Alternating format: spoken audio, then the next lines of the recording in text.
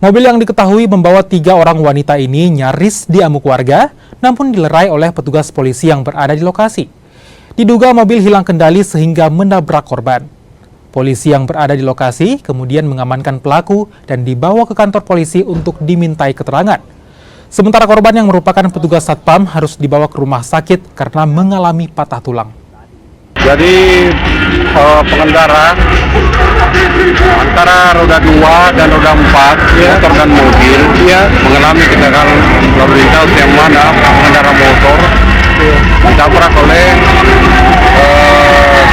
kendaraan mobil, sehingga pengendara motor tersebut mengalami luka pada bagian kaki, patah tulang, sehingga tim kami dari patroli presisi Polrestabes Makassar tentunya untuk Regu 3 mengamankan korban dan membawa ke rumah sakit untuk pertolongan pertama.